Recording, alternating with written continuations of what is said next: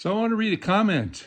Okay, I get this comment. I'm not going to say who it's from, but it was about the video that I did was about topping trees and how hard it is on the tree. And here's what this tree trimmer wrote to me. He said, "It's their property. It's what's best for customers. There will always be people topping trees, mainly because power companies have made it a okay practice. I do what they want." So what's wrong with that story? What's wrong with that that comment, that interpretation of what our career, what our life, what our job is all about? Well, this guy, does he take care of trees or does he just do what the client tells them to do? Obviously, he's in it for the money. You know, we have to make a living. Of course, we have to make a living. But as an arborist or a tree worker, it is our responsibility to educate our clients into what is right and what is wrong. Every day I see stuff that's wrong. Every day I'm incensed by what some other tree guy does to a tree just because the client says, is the tree too tall? Or I want more sun? Or, a tree too dirty? All the reasons, the justifications that people come up with for eliminating and destroying a tree without any concept to the value that that tree gives to them, directly to them. It produces oxygen, it gives them shade, it gives them a better environment, it produces mulch that enhances the soil, which of course they blow it all away. Education is so important in our industry. What's right, what's wrong. There's no gray areas. People just don't get it. So I had a client who planted a tree about 60 years ago and nurtured it and took care of it. And when it got big, he hired me to come in and take care of it. And that was about 40 years ago. So I started taking care of the tree when it was about 20 years old. So what I did to this tree, it was an Atlas cedar, is I took out the crossover limbs. I made a few corrective cuts where it was getting too close to the house. I raised it up so they could walk underneath it. Basically, I made the tree suitable to be in their environment. They have to live together. In other words, if you plant a tree, you've got to keep it so that you can live with the tree. You don't try to alter the tree's shape to fit your needs or your desires or your fears. So sadly, a couple years ago, the old man passed away. So the tree is now 60 years old, and the house sold. A new family came in. They put in solar panels over the whole roof, and the new people say, "Tree's too tall. Tree's too tall. I want sun on my solar panels." So they cut the tree in half. They butchered this tree that this old man was taking care of so judiciously for 60 years. And it was one new person came along and he had a different idea. He didn't want the tree. He didn't like the tree. So what's right and what's wrong? Well, I guess I have to say, does a tree have rights? I think in many cases a tree should have rights. It's a living organism.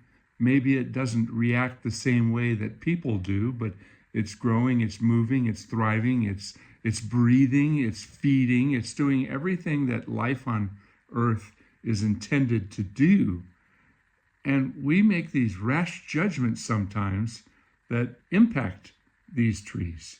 So now, after 60 years of careful consideration and care, the new owner comes along and just destroys the tree. Right? Sometimes, and it was gorgeous. It was so perfect. It was so pretty. New guy comes along, screw it. So if you've been following my channel, especially those who've been following it for a long time, you know what I'm all about. I'm all about trees and educating you about tree care. Sure, we take out trees sometimes, but the majority of my channel is all about learning what is right to do to a tree and what is wrong. But more importantly, why it's wrong and what the consequences are if you make those bad cuts. When you top a tree, what happens? Well, it starts rotting from the top down. If you cut a tree really hard, you pollard a tree and chop the crap out of it, all those cuts start to decay and slowly involves the tree getting weaker and weaker and weaker. And a lot of people say, well, look at that, it's thrown out all these new shoots. Well, those are epicormic sprouts that are trying to save the tree, and they will certainly prolong the tree's life. But as soon as you or somebody makes that mistake, or you hire somebody to do that mistake, that is the permanent alteration of the future of that tree.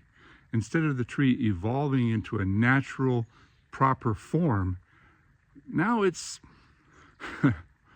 altered permanently into big stub cuts with suckers or lots of weaknesses, lots of problems. And in many cases, doing that creates a higher maintenance tree.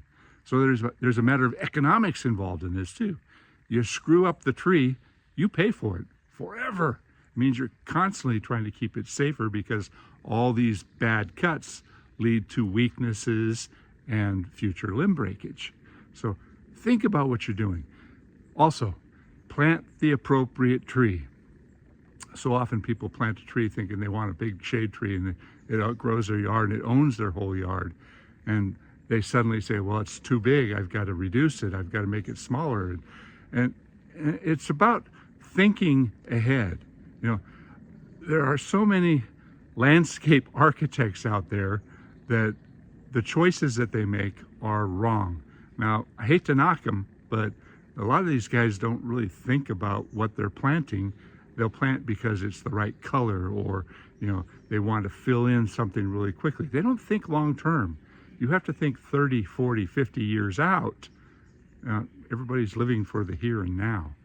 Trees are long-lived. They can be very, very long-lived. I mean, there's trees that are thousands of years old. Much older than any of us mere mortals, mere people. I mean, if we're lucky, we might make it to 90. Few people might make it to 100. Lots and lots of trees in the forest. These big trees around me, they're all hundreds and hundreds and hundreds of years old.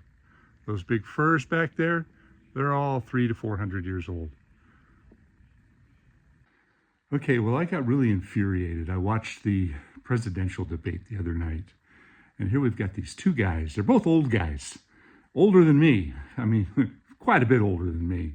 So on the one hand, we got the guy on one side, and he's just telling lie after lie after lie and insulting his opponent, not answering a single question. Then on the other hand, we've got this other old guy. He's been doing it for a long, long time. He's kind of stumbling along, and you know, these two guys, one of them is going to be making the decisions for the rest of the country. All the people, all the children, all the young people are going to be impacted by the decisions that one of these two guys makes for us. And that's where it comes back to with the trees. The decisions that you make for the trees that you care for are going to impact the future, because you're not going to be around for long. These two guys, they're going to be gone nothing flat. I mean, they're almost dead. Think about that. We're choosing somebody to control all the decisions that are so important for our country for two guys that they're at the ends of their life. I'm 70. I'm at the end of my life. You know, if I've got another 10 in me, I'll be happy. But, you know, we have to think long term. And that goes for our trees, our families, our children, and the future of this country. So let's think about what we do, and let's make a better decision for our country. You know, do we need some old guy in there? I don't think so. I think we need some guy that's going to be more progressive and make some good decisions. Vote for me. Hell. No, don't vote for me. I don't want that job.